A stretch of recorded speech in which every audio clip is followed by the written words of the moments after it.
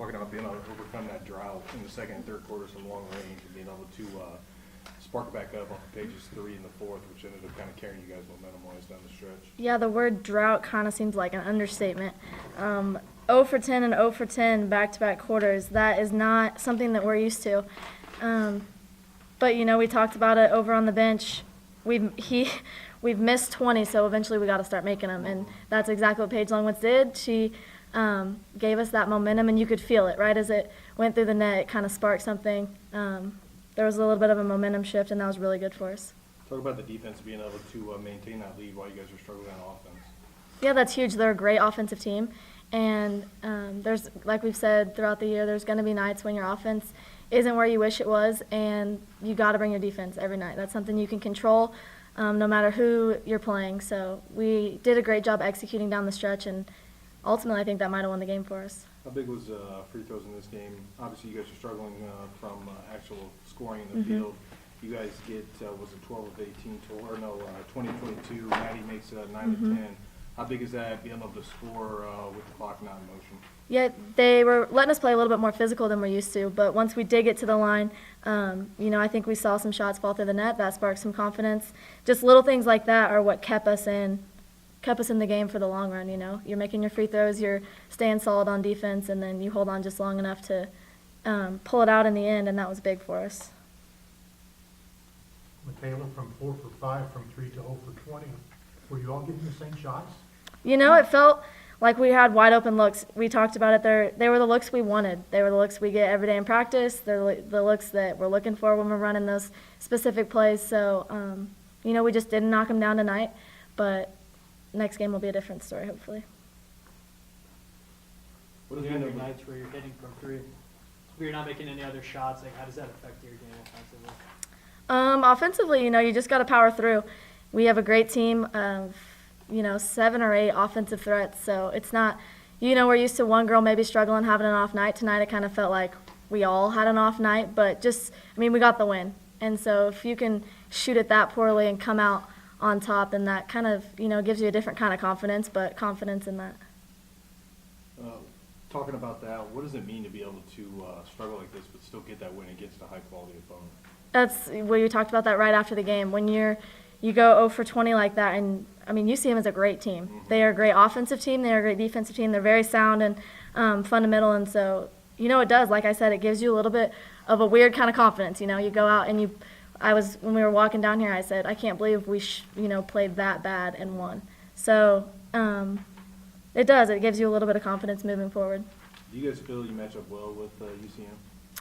Yeah, you know, we did. They don't have the extreme size like some of the teams we faced, but we play the same way. You know, they're very physical. They hustle. They're on the floor. They're scrappy, and that's kind of what I think we bring to the table. So yeah, I would say we matched up pretty well.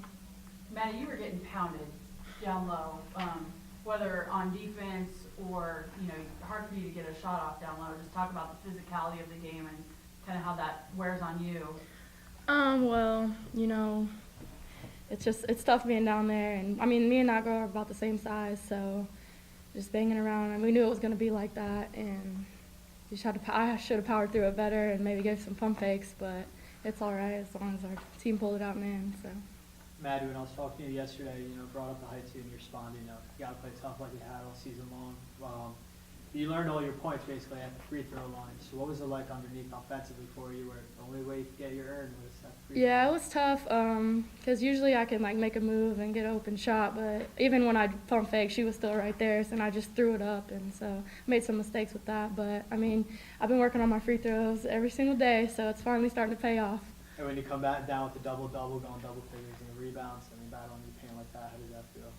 Good. Rebounding is my favorite thing, so when I get the opportunity to do that, I take advantage of it.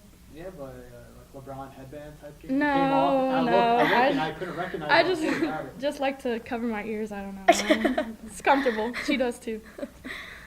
Mikaela, do you think this is like a huge test for you guys coming into the final stretch of MIAA play, especially, you know, thinking about postseason? Yeah, they're a great team, like we said, and I've talked with you before. It's each game, you know, it's that mentality that, okay, we took care of business tonight, and now we got to get ready for Saturday. we're finishing out the season with a pretty tough schedule. Every team wants to come in and have that upset. So it's something you got to protect and work for every single day in practice, and you got to know that teams are coming after you and be able to defend that when you step out on the floor. Mm-hmm.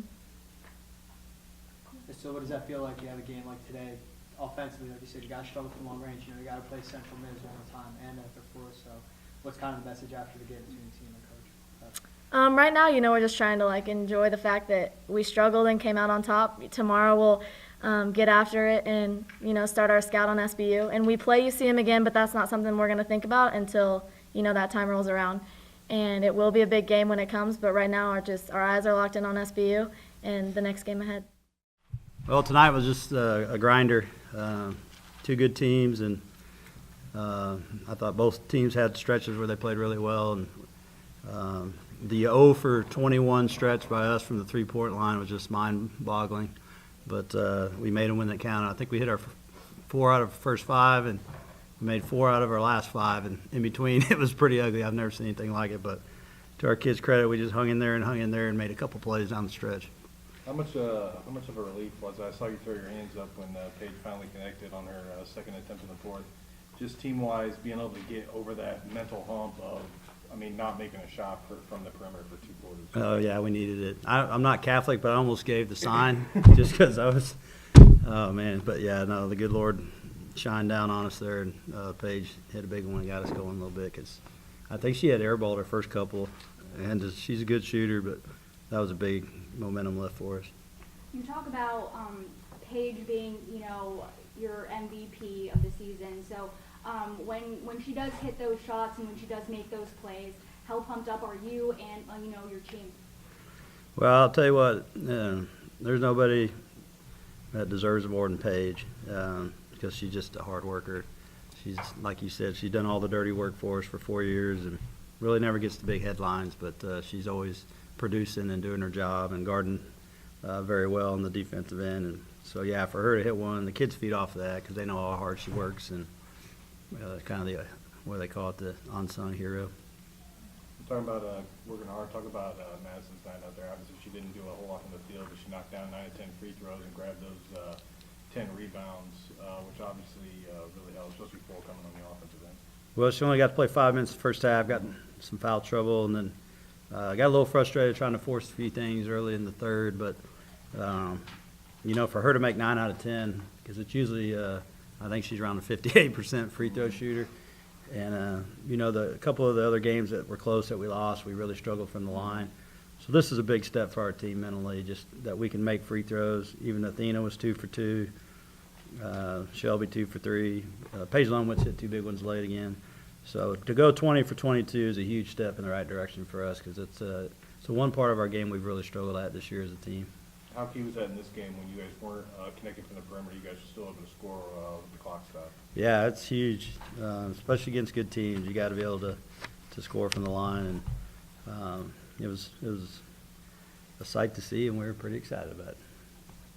Coach, you guys struggled against their zone. Were you settling for the 3 too much? I think so a little bit, but I'm gonna be honest with you, Jim. Those were pretty wide open looks that we got, but they're scrappy, and they lead the league in. If you look at conference-only stats, they lead the league in points allowed. They're only allowing like 54 points a game, and they're really good in that zone. They fly around in it, and what's amazing to me is how good they rebound out of it because usually against the zone you can sneak in there and get some extra possessions, and we did that in the second half a little bit, but I tell you what, they did a nice job in that zone, and we just don't see a zone that much in our league, so when you do see it, fingers crossed you're making a few threes, and boy, it didn't happen for a couple quarters. And then finally you were able to get the ball in the middle of the zone. We did. We got it to the high post, you. and we touched the low post. And once you touch the paint or the post, that's when the basketball gods will shine down on you, and they'll allow you to make a 3. And so for us to hit the paint, we either wanted to do it with the dribble or with the high post or low post, and we finally did that, and it worked. So. How much does it show you, this team, that you guys struggle heavily from long range and still get it done? Their competitors they're hungry and they want to continue to play well. And I thought defensively, We were okay. We struggled with the high on ball screen. But all in all, to hold them to 60 points, I feel good about it. And I really feel good about the way we played in the fourth quarter on defense. I noticed that, I think when Paige Redmond hit a three, called timeout, your arms are up, you know.